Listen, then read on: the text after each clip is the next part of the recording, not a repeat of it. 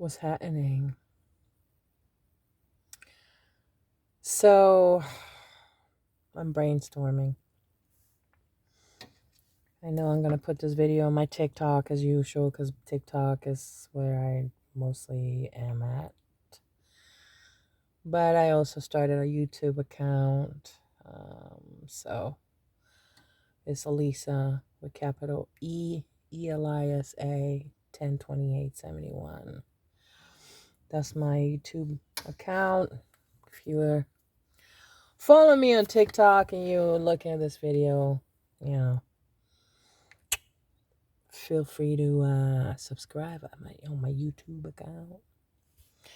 Anyways, I'm brainstorming. I am inside of my car in the garage. It's pretty much the only place where I can smoke. Anyhow, I am brainstorming. Today was kind of like a heavy day brainstorming about my best friend Shane, who a lot of you guys know passed away last year, November 1st. And I just can't fathom how we're only a few months from being a year. And I guess the question that I have is,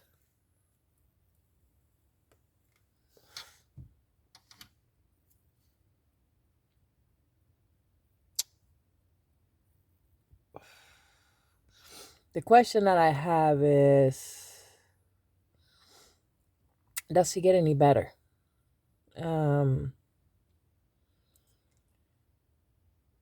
It hasn't. It hasn't gotten any better. Um, it's hard to talk about it without getting emotional. And I was wondering today, is it ever gonna get better? Like, is it ever gonna get to the point where I can think about him and not get sad? Everybody tells me, and it's funny though, because even with people who have lost loved ones, I've always tried to tell them how, think of the positive, think of this. That person is still with you. They're just in a different form, kind of like water. Water freezes, it evaporates, so on and so forth, but it's still there. None of that has worked for me when it comes to grieving Shane. So it's kind of hard for me because I have such wonderful memories of Shane, and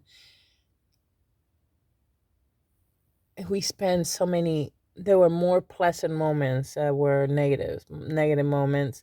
Yes, we got mad at each other. Shit, I got mad at him the day he passed. But the things that made us mad at each other never can take away from all the great memories that I have. And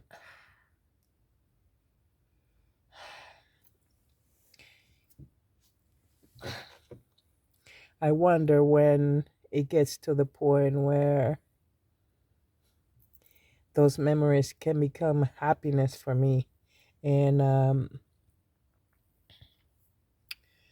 November 1st is right around the corner. It'll be a year of his passing, and I cannot go a day without crying or tearing or thinking about him.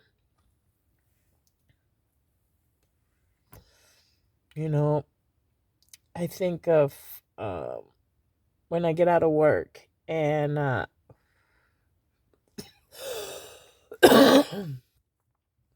so it's Friday night, like now. I don't know how many times I went straight to Shane's house and just hung out and smoked and just chopped it out, or just simply watch sports. And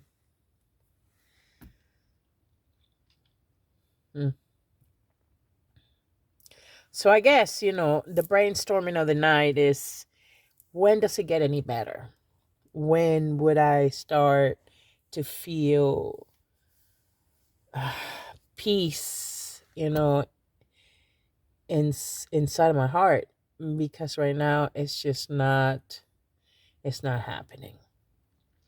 By the way, excuse my shirt. It's just that I have a back brace and it's pulling on my shirt. I look so sexy. Anyways, I just wanted to like brainstorm about that, like what has helped you. I'm sure that many people that watch my videos, my goal is to bring happiness and joy, make people laugh and just have a good time, even if it's for a short period of time, even if we're total strangers. But I'm a person that has a very small circle, and Shane is definitely was the top of the circle, and losing him is it has given life a total different meaning in a positive way, but in also in a negative way, in the sense that in a positive way because I'm preparing myself to, well, what if I pass? When I pass, I want to make sure that things are in order. My kids have something. So it just kind of gives you a reality. And then just enjoying day by day is important to me and it's imperative to me because, you never know when, one day you're here, next minute, anything can happen to you, from dying to a stroke to whatever, any life-changing situations. So I, yeah, it has changed me, but in a negative way because I really don't have friends like that. I don't have friends where I know a lot of people, but I don't have friends in which I can confide. I know that they have my 100, they have my back 100, not 85, not 75, not from time to time, not as long as they're single, not as long as they don't have grandbabies, not as long as they had, just 100, no matter what, they're there. I don't have a lot of those people around in my life. And like I said, Shane had my back 200%.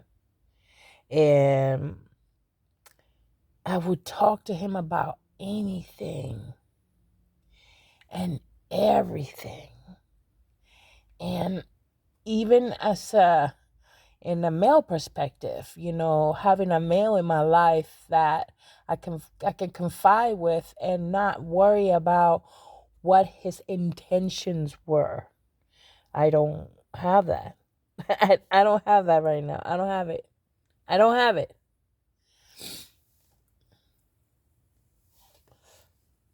I don't have it. So it's hard. To me it's hard, and I'm wondering, my brainstorm today was, how have you, if you have had, if you have lost somebody, when did it get better for you? What helped you move forward in the grieving process? Um, I kind of like, I need some help because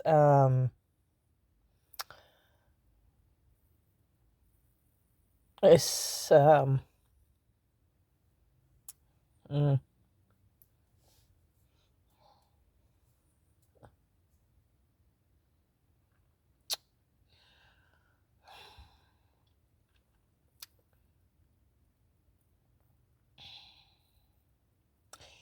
it's it's consuming me. It's growing in me. It's like a mold where it's there and it just slowly keeps growing, and I I want to stop that, um, because I have a lot to look forward to. My grandbabies, my kids. I still got a lot to look forward to. My friends that are here.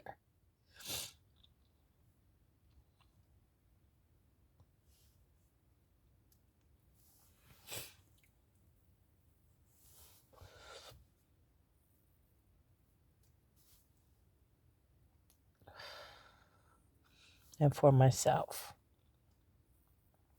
So I'm okay though. Like I'm not depressed. I'm very conscious of my feelings and my emotions.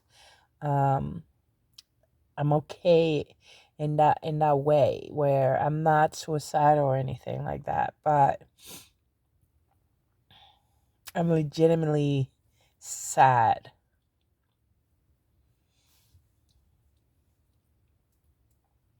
And as much as I goof off and as much as I joke on a daily basis to make others happy or make others laugh, man, I would give anything.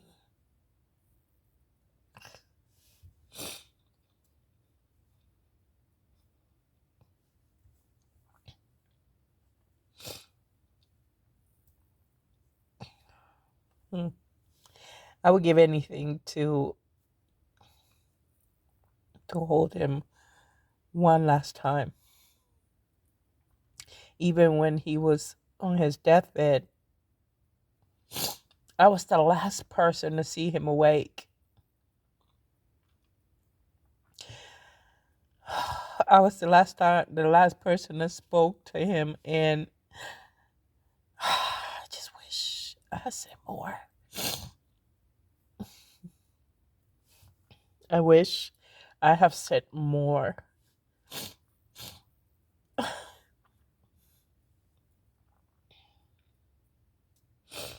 There's not a day that goes by that I don't miss him, that I don't think about him, and oh boy, I need help. Somebody that can relate, that can tell me how worked for them, you know?